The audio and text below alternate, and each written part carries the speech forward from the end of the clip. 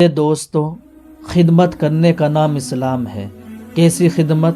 پوچھو غریب نواز سے۔ ان کے پاس اجمیر شریف کے لوگ آئے، کہا سرکار وہ قطب الدین، کہا میرے مرید ہے، کہا التمش ان کا مرید ہے، کہا وہ میرا مرید ہے، اس کا وہ مرید ہے، کہا وہ بادشاہ ہے، کہا ہاں میرے مرید کا مرید ہے۔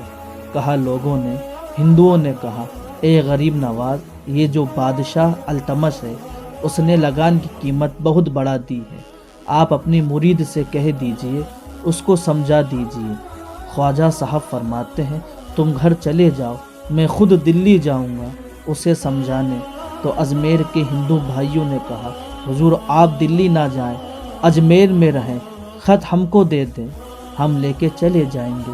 فرماتے ہیں غریب نواز نا نا نا، یہ کام میرا ہے، تم کیوں کرو گے؟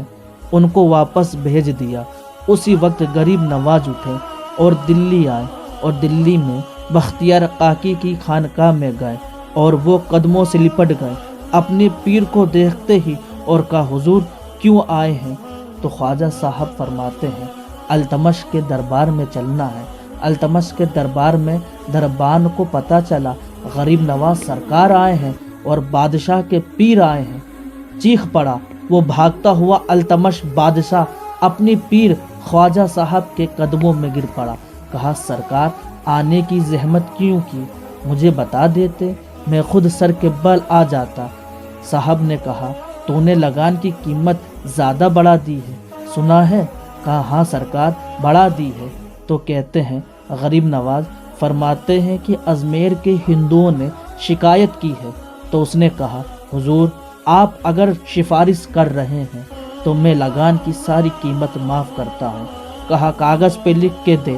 التمش نے اب کاغذ پہ لکھ کے دیا۔ غریب نواز واپس آئے، واپس آنے کے بعد بلایا اجمیر کے لوگوں کو، کہا پریشان مت ہو، لگان کی قیمت میں نے معاف کروا دی۔ کہا حضور یہ کاغذ کہاں تھا؟ کہا یہ التمش نے لکھا ہے۔ کہا التمش کے پاس کون گیا تھا؟ خواجہ صاحب فرماتے ہیں میں گیا تھا۔ حضور آپ نے زحمت کی؟ فرمایا کیا ہوا، میں آپ کے شہر میں رہتا ہوں، کیا میرا اتنا فرض نہیں بنتا؟ اتنا سنا کہ اجمیر کے سارے ہندوؤں نے غریب نواز کے لالین مبارک پر سر رکھ کے کلمہ پڑھ کے اسلام قبول کر لیا، اور کہنے لگے یار عجیب بات ہے، جب یہ غیروں کا اتنا خیال رکھتے ہیں تو اپنوں کا کتنا خیال